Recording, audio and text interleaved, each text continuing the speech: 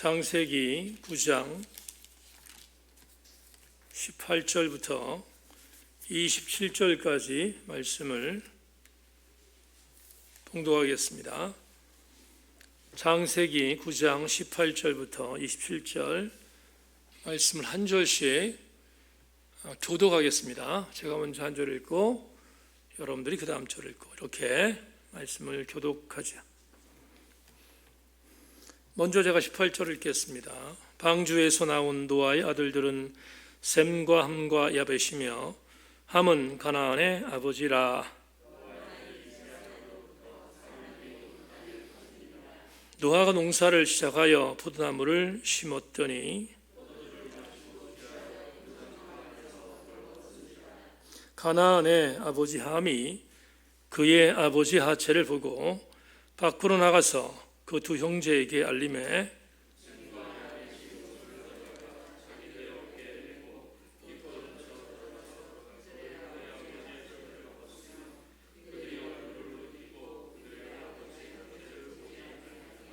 노아가 술이 깨어 그 작은 아들이 자기에게 행한 일을 알고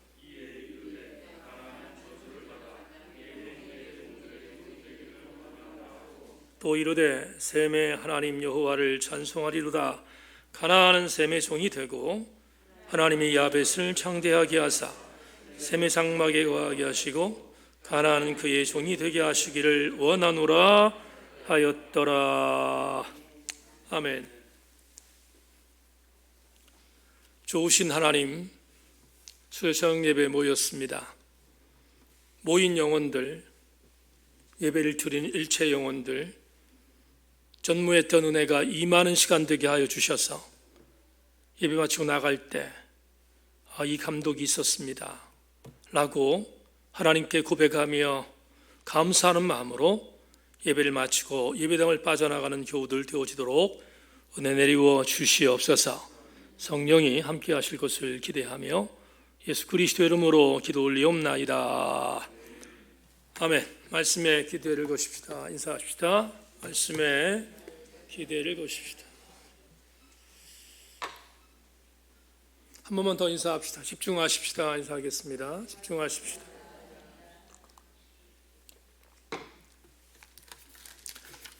여러분과 오늘 벌써 창세기 강의를 시작한 지 40주가 됐네요. 40번째 강의를 여러분과 함께 나눕니다. 이유 없는 결과는 없다, 이런 제목을 갖고 말씀의 은혜를 나누겠습니다. 설교하기 전에 오늘 말씀은 여러분들이 한 번도 접해보지 못한 말씀일 수 있는 가능성이 많습니다.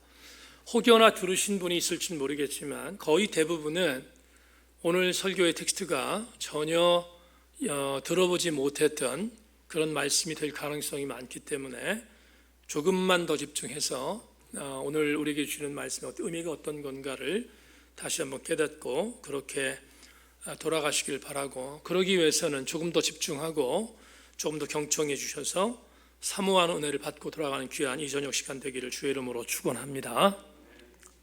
본문은 오늘 읽은 본문은 홍수를 이제 마친 뒤에 테바에서 노아의 식솔들이 나온 뒤에 땅에서 시작한 첫 번째의 일이 보고되는 장면입니다. 굉장히 많은 분들이 오늘 본문을 알고 있습니다. 익숙하게 알고 있는 본문이지만 오늘 집중해야 할 이유를 여러분과 함께 좀 나누기를 원합니다. 자, 먼저 18절부터 19절 본문을 읽겠습니다. 같이 보죠. 18절과 19절 같이 한번 읽겠습니다. 준비, 같이 읽습니다. 시작. 방주에서 나온 노아의 아들들은 셈과 함과 야벳이며 함은 가나안의 아버지라. 노아 이 세 아들로부터 사람들이 온 땅에 퍼지니라. 다 같이 아멘. 이 구절을 통해서 창세기 기자가 알려주는 메시지는 우리가 이미 학습되어 있고 익숙하게 알고 있는 내용일 것인데요. 그건 뭐냐 하면 노아 홍수가 끝난 뒤에 노아의 아들들을 통해서 사람들이 다시 생겨나기 시작했고 그 후손들에 대한 부분들이 다시 역사를 이루어가는 그런 현장에 서 있구나 하는 것들을 알려줍니다. 우리가 다음 주에 볼 창세기 10장을 보면 창세기 10장에서 그 노아의 세 아들들의 후손들이 어떻게 되었는지를 더 자세히 보긴 하겠지만, 여하튼 창세기 10장 이전에 있는 오늘 본문은 분명히 노아의 식솔들의, 그걸 이제 히브리어로 톨레도트라고 하는데, 족보의 이야기가 나오기 전에 테바이에서 나온 노아의 자녀들이 어떻게, 노아의 아들들이 어떻게 살았고 또 어떤 일을 경험하게 됐는지를 보여주는 장면이 오늘 여러분과 함께 읽은 본문입니다. 너무나 익숙하게도 오늘 본문에서 노아가 땅에서 거주하면서 첫 번째 포도나무를 심었음을 오늘 본문이 보고하고 있습니다. 포도나무가 자랐죠. 우리 지금 뜰에도 포도나무가 잘 자라고 있는 걸 보는데, 포도나무가 자랐습니다. 그리고 소득을 얻었는데 그 소득이 열매를 갖고 포도주를 만들었겠죠. 포도주를 만든 뒤에 그 포도주를 먹고 노아가 취해서 본인이 살고 있었던 장막 안에서 하체를 드러내놓고 자고 있었음을 창세기 기자가 오늘 우리에게 알려주고 있습니다. 그래서 제가 기억으로는 엇비슷하게 제 주일학교 시절 때 이 부분을 대상으로 해서 연극했던 기억도 제가 어렴풋이 있어요. 우리 그 출신교회에서 연극했던 기억도 없지 않아 있는데, 그래서 우리한테 너무 익숙한 부분인데, 여하튼 술에 취한 노아가 하체를 드러내놓고 장막에 누워서 자고 있었다 하는 겁니다. 마침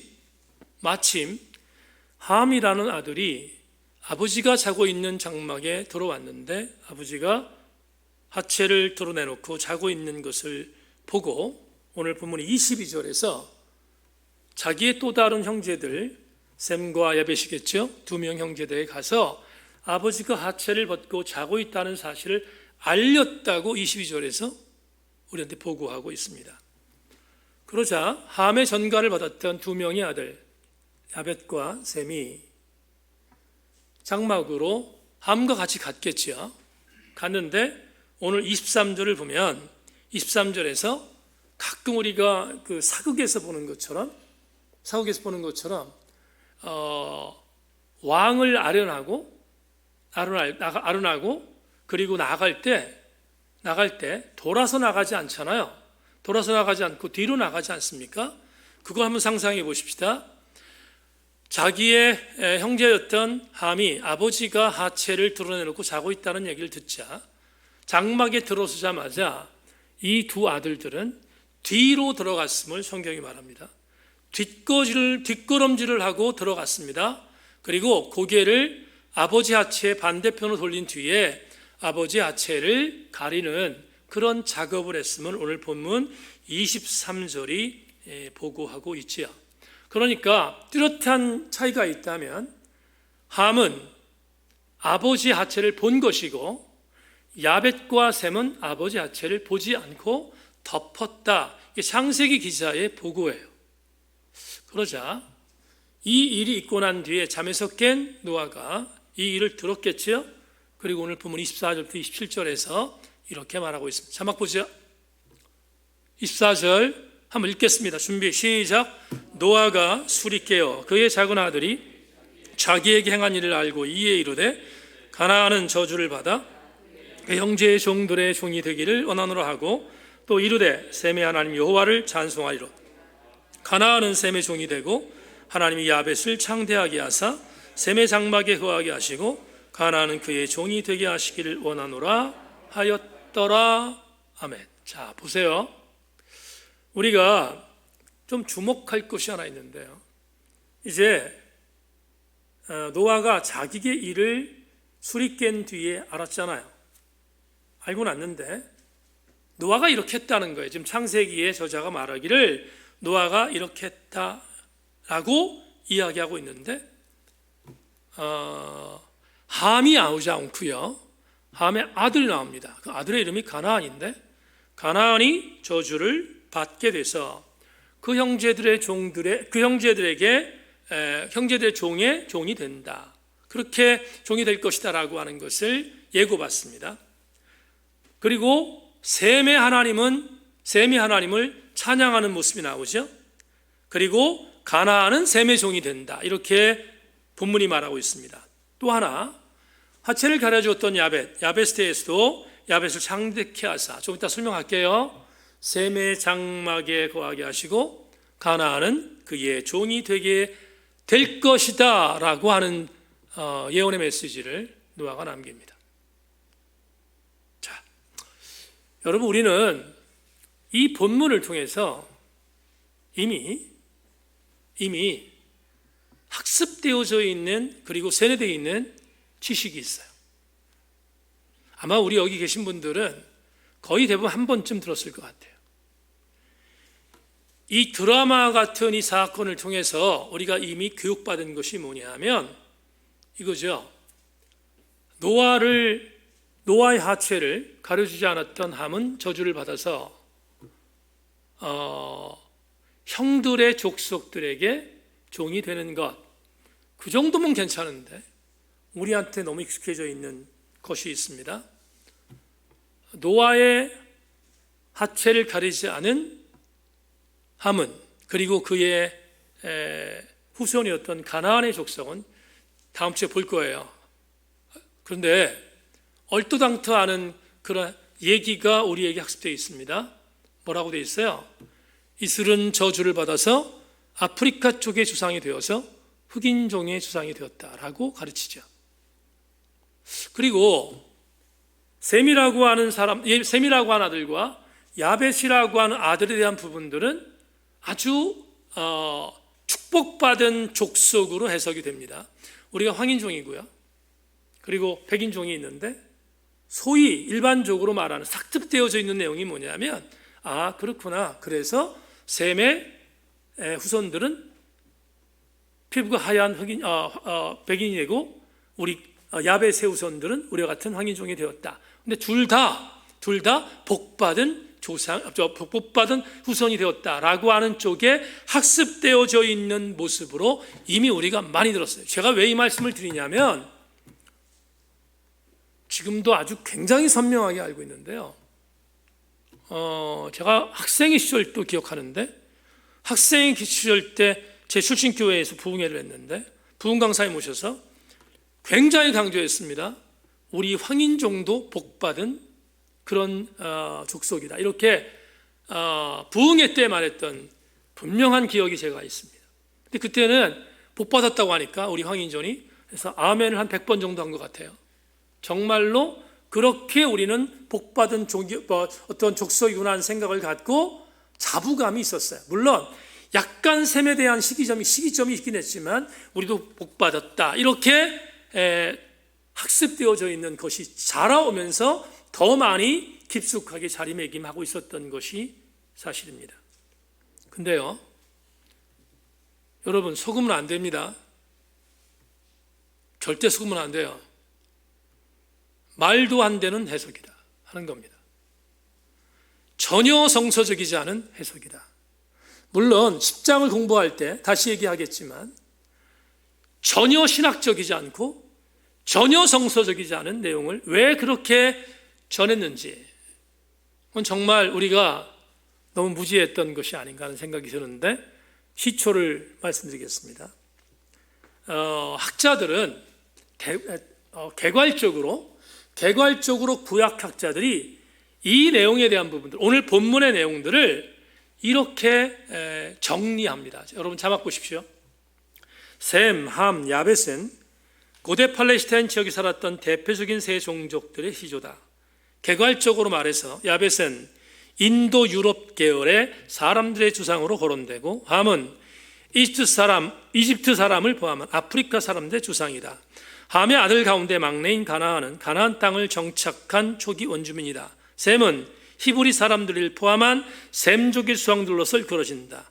이 본문에서 흑인종이 백인종의 지배를 받아 마땅하다는 식의 이론을 끌어낸다면 이는 천부당만부당한 곡해다. 이런 곡해는 불행하게도 교부들과 랍비들의 왜곡된 성경 본문에 의해서 비록되었다. 유대 우월주의에 빠져 있었던, 유대인들은 선민이야, 그래서 유대 우월주의에 빠져 있었던 유대인들이 왜곡한 것입니다.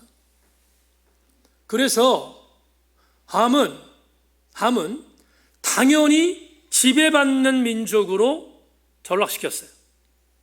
성서적이지 않음에도 불구하고 그렇게 교육시켰습니다. 뿐만 아니라 교부신학자들이라고 하는데, 여러분 사도시대가 끝나고 나면 교부시대가 이루어지는데, 교부시대의 신학자들도 유대 우월주의적인 그런 어떤 라인에 들어가서 이걸 지지했어요. 그래서 이 지지함이 전통적으로 내려왔는데, 지금 우리는 그 내용이 얼마나 왜곡되었다는 사실을 다시 한번 여러분들에게 정리하고 있습니다. 그러면 왜 이렇게 말도 안 되는 해석을 해왔는가? 그 이유가 뭔가 이 말이죠. 왜 이렇게 정말 오늘 함과 셈과 야벳에 대한 이 이야기가 왜곡된 상태로 내려왔는가? 조금 접근해 보겠습니다. 제가 가끔 창세기 강의 때 소개하는 이학 교수님의 주석을 보니까 이런 글이 나와요.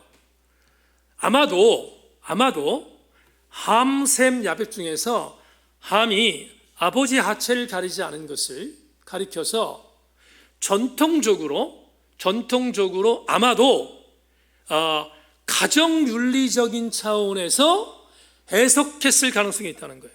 무슨 얘기인지를 이학 교수의 글 그대로를 여러분들에게 읽어드리겠습니다. 함은 부모를 공경해야 하는 전통적인 가정윤리에 어긋나는 행동을 했다는 것이다. 함이 벌거벗은 몸을 덮어주지 않은 것은 심각한 도덕적 가정윤리적 죄악이라는 것이다. 한 사람 공동체를 유지시키는데 반드시 필요한 부모에 대한 존경과 윤리적 덕목을 제시해주고 있으며, 연장자들을 향한 존경심은 공동체의 자기 보존의 필수적인 요건임을 강조하고 있는 것이다. 노아는 공동체를 대표하는 연장자인데 그에 대한 존경심과 경외심을 상실한 것이 바로 함이 저주받은 이유라는 것이다. 하나의 해석입니다. 여러분, 지금 함이라고 하는 이 본문에 나와 있는 노아의 하체를 가려주지 않은 아들이 이렇게 저주받은 내용으로 기록되어 있는 것은 가정윤리적으로 그가 아버지를 공경하지 않은 것 때문에 이런 징벌을 받았다라고 해석하는 것이 하나의 해석이라는 거예요. 여러분, 저도 가정윤리적인 차원에 있어서 함이 노아를 존중하지 못했다는 해석에 대해서는 동의합니다.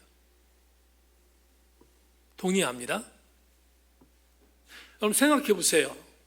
저도 아들이 있고 이제 아들도 장가 보내야 되고, 좀 있으면 저는 손자 손녀도 볼 나이가 될 터인데, 그런데 이미 기득권이 되어 있고 이미 어른이 되어 있는 제가 자식들이 부모님을 공경하는 것일 때 반대한다는 게 말이 되겠습니까?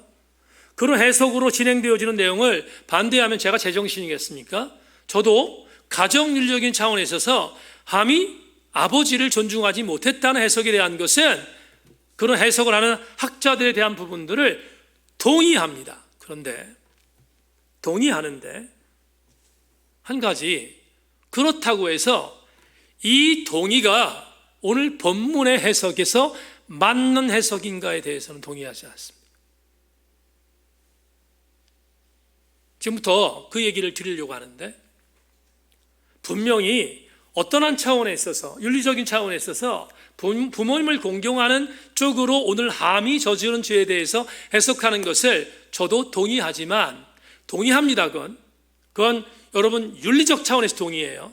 다만 오늘 본문에 함이 저주를 받고 셈과 야벳을 축복을 받다는 이 해석을 그렇게 해석하는 것은 동의할 수 없다는 것입니다. 왜냐하면 성서적이지 않기 때문입니다.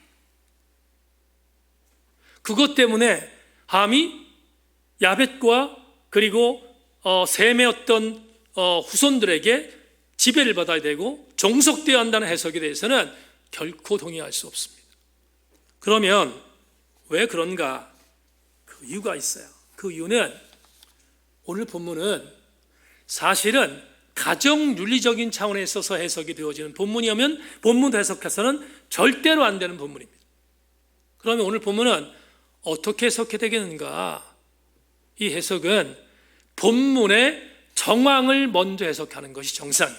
이게 무슨 말인지를 여러분들에게 알려드리겠습니다. 그래서 오늘 설교가 여러분들 전혀 들어보지 못했던 설교일 가능성이 많다는 이야기를 드린 이유가 여기에 있습니다. 지금부터 담임 목사 해석하는 걸 집중해 주기를 바랍니다.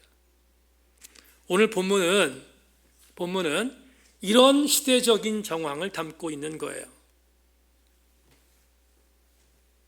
아버지가 술에 취해서 아들 중에 아버지의 실수를 덮어주었던 아들들은 복받았고, 그리고 덮어주지 않은 아들은 저주받았어가 아니라, 오늘 본문은 본문 성경의 정황이 다분히 들어가 있는 본문이다 하는 거예요. 무슨 말인가? 이런 뜻입니다. 제가 창세기 강의를 시작하면서 여러분들에게 창세기라는 이 책은 한 명이 쓰지 않았다고 말씀드렸습니다. 기억나시죠? 한 명이 쓰지 않았다. 적어도 4명 이상의 사상이 다르고 시대가 다르고 생각이 달랐던 사람들에 의해서 이전에 이스라엘 백성들의 선조라고 생각했던 모세로부터 내려오던 구전, 모세로부터 구조로 내려오던 전승들, 이것들을 후대의 후배들이 이것들을 모아서, 시대는 다르지만 모아서 적어도 4 종류의 부류들이 창세기를 편집했다, 이렇게 말씀드렸어요. 그러면 그걸 전제해야 합니다. 왜냐하면 그걸 전제하지 않으면 오늘같이 얼토당토하는 엉터리 해석이 나올 수 있기 때문에 그래요. 그러면 어떤 해석이 맞는가? 이겁니다. 잘 들으세요. 오늘 우리가 읽은 창세기 9장은 2 종류의 편집자의 글이 짬뽕된 거예요. 쉽게 말하면 짬뽕된 것입니다. 여러분들에게 말씀을 신학교 강의가 아니기 때문에 말씀 못 드리지만, 오늘 이 노아의 아들들에 대한 이 포도 먹고 난 이 사건에 대해서 가나안과 함과 셈과 에벳에 대한 그 어떤 열거의 내용들, 이 내용들은 엉망진창입니다. 여러분, 제가 그것까지 얘기하지 않을게요. 그거는 여러분들 중요하지 않으니까. 여하튼 순서도 엉망이고요, 어떤 땐 말도 안 맞아요. 무슨 땐 말이 나옵니다. 그 이유는 뭐냐 하면 2명의 저자가 묶어놓았던 자료들을 합쳤기 때문에 그래요. 조금만 더 설명할게요. 오늘 여러분 우리가 본 이 본문은 2 자료가 있어요. 2 자료가 있는데, 첫 번째 자료는 J라는 자료예요. J라는 자료가 있고, 또 하나는 P라는 자료가 있는데요, 이 2 자료가 합쳐졌어요. 그런데 제일 먼저 그 자료 중에서 제일 먼저 쓰여진 자료가 J라는 자료인데, 이 J라는 자료는 언제 쓰여졌냐면 주전 950년경에 살았던 남유다의 어떤 지식적인 사람이 모세의 전승을 받은 거예요. 잘 들으세요. 시대를 주전 950년경입니다. 그러면 주전 950년이라고 하면 어떤 시대냐면, 다윗이 주전 1000년쯤에 남유다를 통일시켜서 남유다를 그렇게 주장하던 그런 어떤 시대였거든요. 다윗의 시대였다고요, 주전 1000년이. 근데 40년 통치를 한 뒤 960년에 솔로몬이 이어받았어요. 솔로몬 시대에 서서히 이스라엘이 무너지기 시작했습니다. 아마도 이 J라고 하는 이 저자는 남유다라고 하는 나라와 북왕국 이스라엘이 분열되는 것을 보았을 가능성이 있었던 저자예요. 그러니까 그 당시에 이스라엘이라는 나라가 하나의 나라였다가 2개로 갈라지던 아픔들을 눈으로 보던 어떤 사람이 모세의 전승을 받아가지고 기록한 자료가 이 안에 있습니다. 2 번째, P 자료가 있는데요, P 자료는 한참 뒤입니다. 그거보다 약 400년 뒤, 그러니까 주전 550년부터 넓게는 450년까지, 그러니까 400년부터 500년 정도 뒤의 사람인데, 이 사람이 모세의 전승을 다시 모았어요. 근데 이때는 언제냐? 이때는 이스라엘이 이미 멸망을 했어요. 그리고 바벨론 포로로 끌려갔어요. 끌려갔다가 70년 동안 삶을 살았습니다. 그리고 돌아왔어요. 돌아와서 우리가 지난주에도 받고 지난주 봤지만 수룹바벨 성전을 재건한 그 정말로 기가 막힌 시대가 주전 550년부터 450년 사이였습니다. 그러면 우리는 이런 결론에 도달해요. 오늘 본문을 합쳤다고 했습니다. 오늘 본문은 두 자료가 뭉쳤다고 했습니다. 그러면 이런 전제가 가능하죠. 아마도 이 자료는 두 명의 저자가 본인 시대에 겪었던 이스라엘에 대한 정황을 염두에 두고 그 염두에 두었던 사상을 그들의 시각으로 해석해서 오늘 모세의 전승을 편집했다는 것은 너무나 당연하지 않겠습니까? 그 시대에 이 글이 편집됐다면. 그러면 이렇게 보는 거죠. 어떻게 보는 거냐면 이 두 종류의 편집자들이 오늘 왜 창세기 9장에서 이 노아에 대한 이야기를 여기다 집어넣었을까? 이유가 뭘까? 여러분, 우리는 지금 창세기 9장이라는 한참 오래전의 사건에 대한 부분이 기록됐다고 해석하기 때문에 이것만 집중하는데, 그게 아니라 여러분들이 오늘 말씀드리는 이유가 이것입니다. 모세 시대보다 한참 후대에 이스라엘 백성들이 본인들이 경험했던 상황들을 이렇게 경험했는데 그것을 역사적인 전승으로 내려온 모세의 전승을 맞추기 위하여, 다시 말하면 그랬구나, 우리 민족이 이런 상태였어 라는 것을 노아의 전승부터 성경을 통하여 우리에게 알려주기 위하여 오늘 본문을 이렇게 정리했다는 거예요. 조금만 더 쉽게, 조금만 집중하십시다. 조금만 더 쉽게 말씀드릴게요. 이런 겁니다. 여러분, 함의 아들이 가나안이라고 했습니다. 근데 가나안은 세례된 것처럼 아프리카 출신의 흑인종의 시조가 아니에요. 가나안이라고 하는, 잘 들으세요. 가나안이란 말이 들어갔잖아요. 함의 아들이 가나안이에요. 함은 일반적으로 저주받은 아들이라고 볼 수 있는데 그 저주받은 아들인 함의 아들이 가나안이야. 근데 가나안은 어디서 거주했느냐? 말 그대로 이스라엘 땅에 먼저 거주했던 민족이에요. 여러분, 가나안 그러잖아요. 그 가나안은 이스라엘 백성들이 포로에서 돌아와, 그 전부터 모세 시대에 여호수아의 진두지휘하에서 자기들이 잃어버린 땅이라고 해서 되찾았던 땅이 가나안이잖아요. 그러면 가나안이라는 땅은 함의 자손들이었던 가나안 족속들이 살고 있었다고.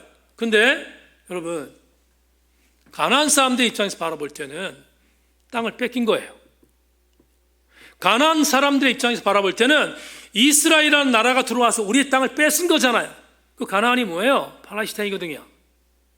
팔레스타인이라고요. 지금 이스라엘 사람들에게 핍박받고 있는 팔레스타인 사람들이란 말이죠. 그러면 오늘 우리가 이 본문에서 이 가나안이라고 하는 이 함의 아들이 저주를 받았다라고 본문 편집자가 말한 것은 뭐냐면, 우리의 선조들이 이런 상황을 통해서 우리가 지금 이 사람들은 후대 사람이라고 했는데, 그러면 모세를 통하여, 여호수아를 통하여 가나안에 살고 있었던 함의 족속들을 내쫓은 것은 하나님께서 우리에게 주신 땅을 차지하는 마땅한 정당성이 있는 행위였음을 뭐한 거예요?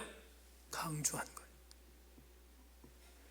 우리가 나쁜 짓을 한 게 아니라 이전에 노아 시대 때 이렇게 예언됐기 때문에 우리는 그 땅을 빼앗은 것이 정당해 라고 해석하도록 만들기 위하여 오늘 본문의 정황을 이렇게 편집자들이 모세의 전승으로 구성한 것이. 또 한 가지, 여러분, 블레셋이라는 단어를 많이 보잖아요. 블레셋이라는 단어를 많이 보는데 사실은 야벳이라는 아들의 후손들은 우리처럼 황인종의 황인종의 시조로서 우리가 이미 학습되어 있는데, 우리 10장 볼 때 자세히 할게요. 야벳은 어디에 거주했는가? 동양에 거주한 게 아니고 아시아에 거주한 게 아니라 지금의 이스라엘 땅의 서쪽이었던 블레셋, 지중해 지역에 있는 블레셋을 거주하던 민족이었어요.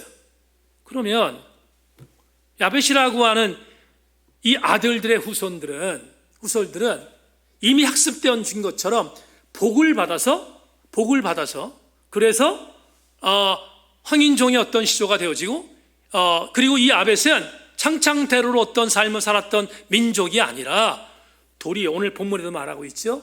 야벳과 셈은 함께 공존했다는 사실을 편집자가 말하고 있잖아요. 야벳과 셈이 같이 살았어요. 이 말은 무슨 얘기냐면 이스라엘과 블레셋이 함께 공존했다는 사실을 알려주고 있다고요. 그러니까 우리가 이미 학습되어졌던 것처럼 야벳은 저쪽에 동양에 거주했던 민족이 아니라 같이 가나안 지역에 있었던 그 땅에서 공존했던 민족이었음을 알려주고 있다고요. 왜 이걸 말씀드리는가? 이유가 있어요. 우리는 이미 역사서를 통해서 너무 잘 알고 있지요. 이스라엘과 블레셋은 친했습니까? 친하지 않았잖아요. 으르렁거렸잖아요. 매일 싸웠잖아요. 여러분, 다윗이 골리앗과 싸움에서 이겼네. 골리앗이라는 이방인이 어디 출신이에요? 블레셋 출신이잖아요. 그러면 분명히 성경이 말하고 있는 것처럼 여기 오늘 셈과 야벳이 함께 거주하게 되었다는 이 메시지 중에서 우리가 알 수 있는 것이 뭐냐면 이 두 민족, 이 두 셈과 야벳의 후손들은 같은 영토 안에서 서로 공존하며 함께 으르렁거리기도 하고 함께 또 싸우기도 하고 이랬던 역사들을 후대에 있는 편집자들이 알려주는 거예요. 그러면 우리는 오늘 이 본문을 이렇게 해석해야 돼요. 자, 여러분 여기까지 잘 달려오셨는데 우리가 기존에 알고 왔었던 것처럼 오늘 본문은 절대로 함과 그의 아들이었던 가나안 족속은 저주를 받았고 셈과 야벳은 축복받은 민족으로 해석하는 것은 후대의 편집자들의 의도적인 해석이었고 의도적인 기술이었지 절대로 그건 성서적인 해석이 아니라는 사실을 알아야 돼요. 그러면 이 본문을 통해서 우리가 얻어야 할 교훈이 뭘까? 전혀 다른 교훈입니다. 어떤 교훈입니까? 이런 교훈입니다. 자막 보세요. 대단히 아이러니하게 오늘 노아와 함과 그리고 야벳과 셈의 후손들에 있는 스토리 메시지를 통하여 오늘 우리에게 주는 창세기 40번째 해석은 이것입니다. 인종차별의 이야기가 아니라 그들이 살았던 역사는 하나님의 통치하에서 전개된다는 거예요. 모든 역사는 하나님의 통치 속에 있다는 거예요. 함의 역사도 야벳의 역사도 셈의 역사도 인종차별적으로 황인종이 되고 백인종이 되고 흑인종이 된다는 그런 말도 안 되는 왜곡된 해석에 의미에 빠지면 안 되는 것이고요. 오늘 이 메시지가 우리에게 주시는 것은 뭐냐면 함의 역사도 야벳의 역사도 셈의 역사도 하나님의 통치 안에 있다는 거예요. 그 내용을 오늘 이 메시지를 통하여 우리에게 알려주고 있는 것입니다. 다시 한번 말하지만 역사는 좋은 역사가 있고요, 나쁜 역사가 있어요. 일반적으로 승자가 정한 글을 뭐라고 합니까? 역사라고 합니다. 그런데 실패한 자가 기록한 역사를 역사라고 말하지 않아요. 아주 불온하게 야사라고 말합니다. 근데 역사나 야사나 보는 사람의 시각에 따라서 기록한 것이 다를 뿐이지 여러분, 그건 역사의 테두리 안에 있는 사건이잖아요. 그렇다면 어떤 역사가 됐든 간에 그 역사는 역사를 이어가는 주관자에서 통치된다는 것, 그것이 신앙인의 고백이어야 합니다. 다시, 노아의 홍수 이후의 사건은 인종을 차별하는 구분짓기가 아니고, 노아 이후의 사건은 노아의 홍수 이후에 대바에서 나온 포도주 사건의 일체의 모든 상황들은 노아 홍수 이후에도 하나님의 역사는 인간을 통치한다는 은혜가 담겨 있음을 우리에게 알려주고 있는 것입니다. 아놀드 토인비라고 하는 역사학자가 했던 유명한 말이 있죠. 역사는 도전과 응전으로 이루어진다. 도전하는 자, 그 도전하는 것에 대하여 응전하는 자, 그래서 challenge and response란 말을 썼는데, 도전이 있고 응전하는 것이 역사라는 거예요. 그런데 팔레스타인 역사를 바라보면 그 말이 맞아요. 이스라엘과 블레셋과 가나안 족속들과의 치열한 전쟁, 치열한 서로 간의 싸움, 그리고 어떤 경우에 타협함, 일체의 것들이 성경에 기록되어 있잖아요. 그렇다면 왜 성경에 그런 것들이 기록되어 있는가? 그 이유는 간단합니다. 역사는 하나님의 통치 안에 있다는 것을 알려주기 위해서입니다. 제 신학교 때 구약을 강의하던 은사님이 기도하시면 구약학자답게 이렇게 기도하셨어요. 창조의 하나님과 역사의 주인이신 하나님이라고 기도했어요. 그 은사님의 기도가 신학교 다닐 때 상투적으로 들렸어요. 그런데 지금 생각해 보면 구약학자는 대단한 구약학자입니다. 우리가 믿는 하나님은 창조의 하나님이기도 하지만 우리 하나님은 저와 여러분의 역사를 이루고 가신 하나님이시고, 성경에 기록되어 있는 수많은 성경의 인물들을 통치하신 역사의 주관자이심을 우리는 믿음으로 고백할 수 있어야 합니다. 새벽에 우리가 지금 욥기를 생명의 삶을 통해서 보고 있지 않습니까? 몇 년 전 욥기 강의를 마쳤는데, 욥기서를 보면 우리가 지금 직접 보고 있으니까 뜨끈뜨끈할 거라고 생각합니다. 4장부터 시작해서 37장까지 정말 읽기 싫었어요. 왜 싫었냐면 너무 지루해서. 물론 그 지루함 속에 은혜가 있었지만, 제가 강의할 때 제 친구들이 그랬어요. 야, 4장부터 37장까지 어떻게 극복할 거냐? 욥기의 승리는 4장부터 37장까지 극복하는 것입니다. 욥과 세 친구와 엘리후가 치고받고 싸우고, 싸우면 방어하고, 싸우면 방어하고. 근데 그것도 요즘에 여러분 우리나라 어떤 언어로 방어합니까? 전혀 그렇지 않아요. 우리가 잘 알아듣지 못한 언어들을 동원해서 막 싸웁니다. 근데 놀라운 사실이 뭐죠? 이 변론의 초창기에 욥은 친구들이 공격하는 걸 방어합니다. 방어해요. 나는 인과응보의 죄를 범했기 때문에, 인과응보의 어떤 의미로 내가 죄를 범했기 때문에 하나님께 심판받는 게 아니야. 계속해서 공격하는 친구들의 공격을 방어합니다. 방어하는데 후반부에 가면 욥이 갑자기 돌변합니다. 내일 새벽에도 보겠지만 후반부에 가면 조금씩 바뀝니다. 어떻게? 친구들이 말할 때, 너 죄 때문에 이런 어떤 징벌을 받았어? 너 정말로 인과응보의 어떤 당사자야? 등등 이런 공격들을 당해요. 그럴 때마다 그렇지 않아. 나는 떳떳해. 나는 절대로 죄를 짓지 않았어. 나는 결백해. 등등으로 막 싸우다가 후반부에 가면 친구들의 말 대꾸를 안 합니다.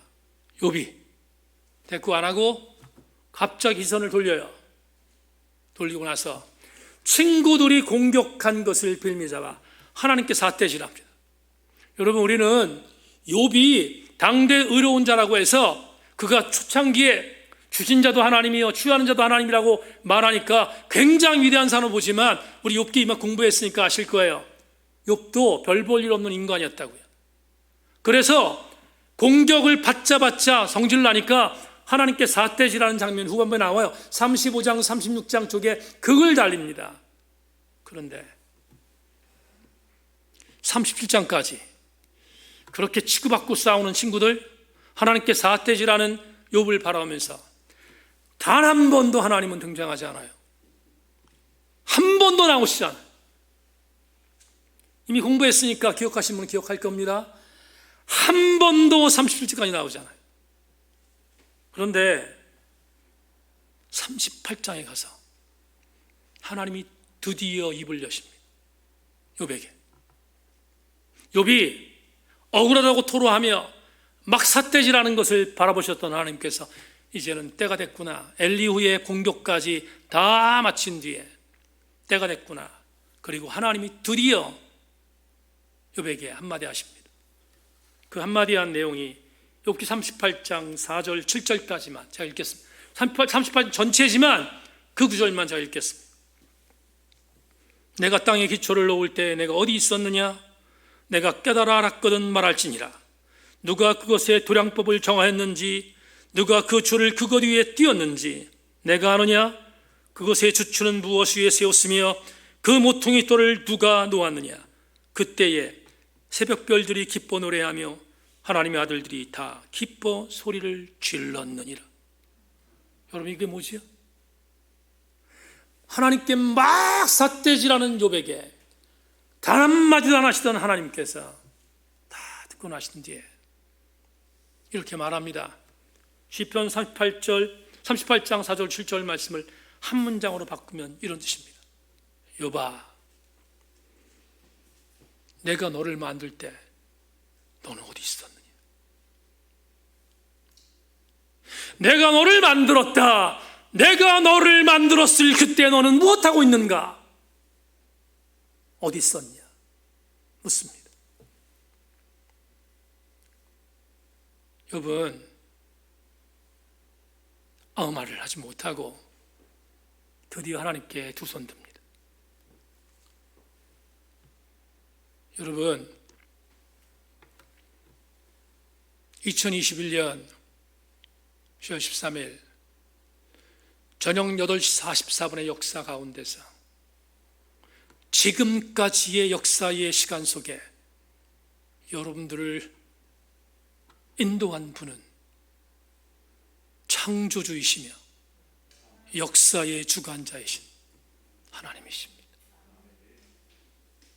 그 하나님은 오늘도 예배 시간에 여러분들을 이쪽으로 견인하여 예배하게 하셨고, 우리는 모르지만, 나는 모르지만, 여러분 개인적으로는 모르지만 내일의 시간의 역사 가운데서 하나님은 여러분들을 통치하실 것이고 지배하실 것입니다.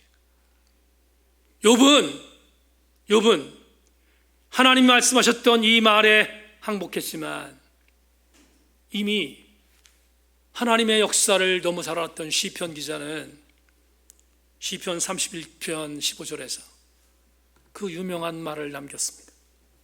나의 앞날이 주의 손에 있사오니 내 원수들과 나를 핍박하는 자들의 손에서 나를 건주소서. 여기 나의 앞날이 주의 손에 있사오니, 이 문장을 영어 성경에 보니까 이렇게 되어 있습니다. My times are in the hand. 내 날이, 내 시간이 당신의 손 안에 있습니다. 사랑하는 세인교회 교우 여러분, 여러분들의 시간이 주님의 손에 있다는 것을 믿으십니까? 이강동 목사의 시간이 주님의 손 안에 있다는 사실을 믿기에 저는 목사로 지금 서사역하고 있고, 주무 예배드리는 교우 여러분, 여러분들의 시간을 하나님의 손의 장중 안에 붙들고 계시다고 믿기 때문에 이 시간 줌으로 예배 드리는 것이 아닙니까?